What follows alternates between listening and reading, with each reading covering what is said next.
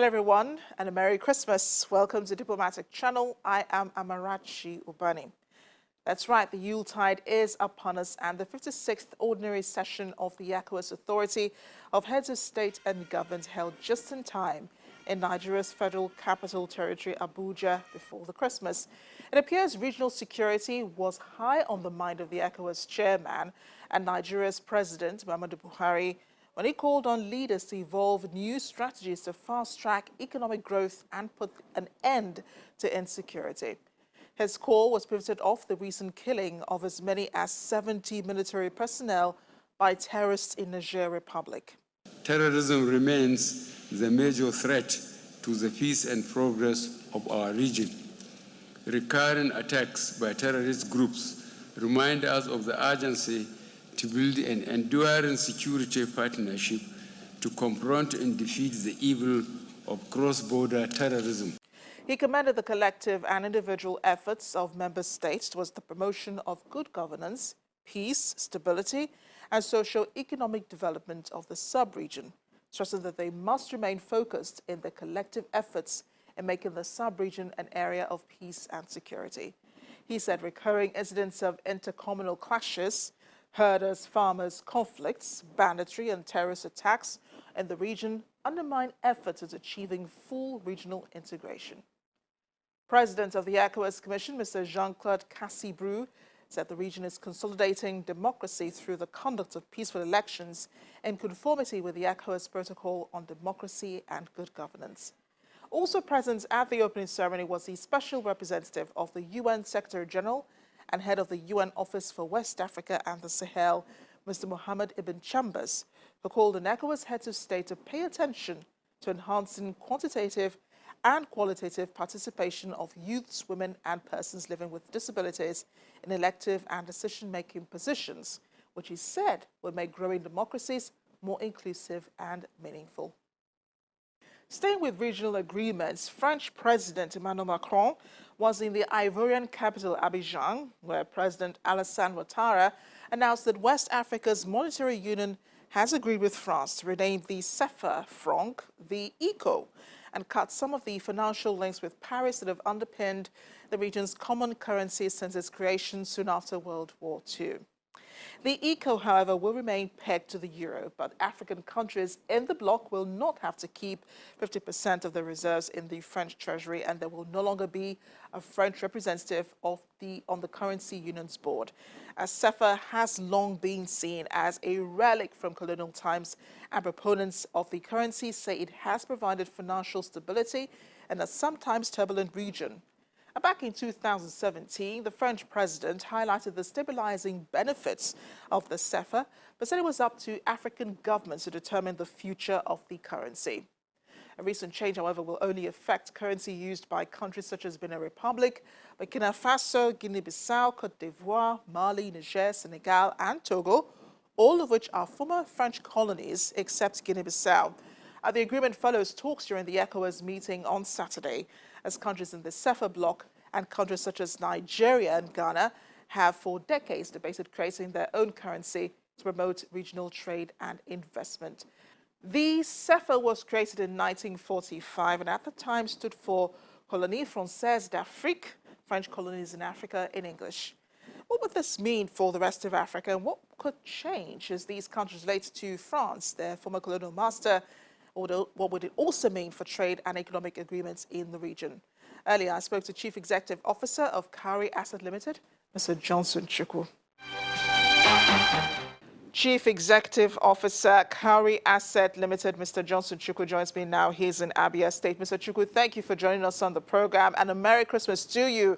And this is a huge step for these countries in West Africa, changing the CFA, which has been known for years, to ECO.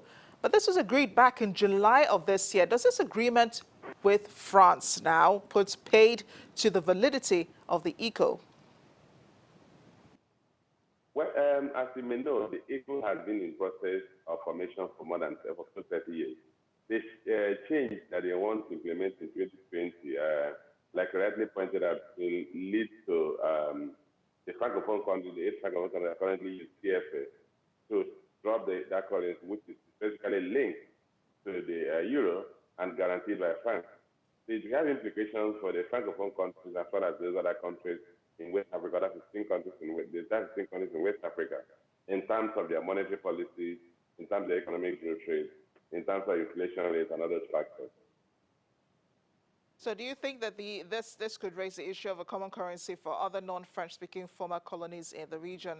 I know countries like Nigeria and Ghana have once raised the issue of having a common currency for probably English-speaking West African countries. You know, the English-speaking West African countries had actually mooted this idea of having a common currency of their own, which didn't happen. In fact, it was the English-speaking country that drove the process of formation of ECO. Because if you remember, the West African Monetary Institute and the West African Monetary Authority, which is basically the English-speaking countries, and Guinea-Conakry, the only French-speaking country that formed this, had actually been pushing for a common currency among the French-speaking countries.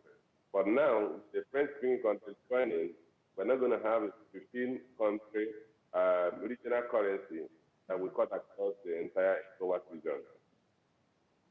And let's talk about the impacts that this could have on the rest of Africa. What do you think that will be? Because this is just West African French-speaking countries. The rest of Africa, where you have, which were former French colonies, are not adopting the ECO. They still use the CFA. And how will this also relate to the CFTA as Africa tries to integrate in the coming years? Well, let's start from what will happen to those other countries. As you may know, the CFA, which 8 of the West African countries are using, is guaranteed by France and has led some level of, because of the stability of that currency, has led to low inflation rates across the countries that use CFA. So they're going to lose that stability, and the implication would be that they could have some level of instability in their currency and their inflation rates.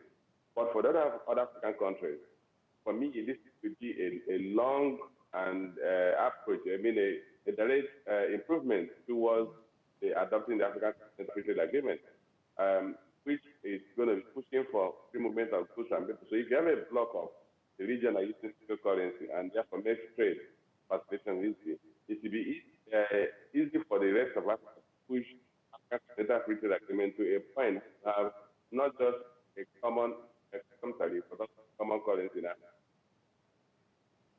Yeah, but you know, one of the problems, which is one of the problems of integration in Africa, is this language barrier, where you have, you know, French-speaking African countries being more loyal to their former colonial master, France.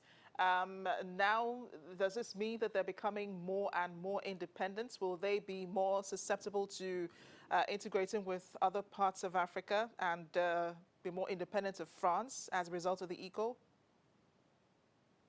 In fact, that's actually one of the things that are being trumpeted as one of the gains of the ECO.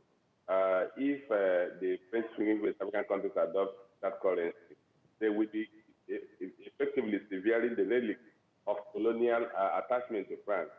Because as it stands today, the economies of French-speaking African countries are largely still tied to France. And most Africans are feeling that it's high time that they have to break that colonial relic. And I think that will be achieving that.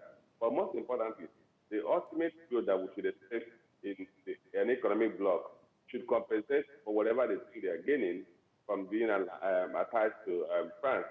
I believe that an integration of the West African region with movement of goods and services that could lead to improvement in productive activities will ultimately benefit the West African countries and hopefully lead to some level of political integration. The language barrier is not the problem. The European Union has multiple countries with several languages, but they have integrated a single economic zone. I believe that the fact that you have only 3 major language blocks, French-speaking African countries, for the speaking African countries, is actually difficult, any problem in integrating the region. Mr. Chukwu, thank you again for speaking with us on Diplomatic Channel. My pleasure.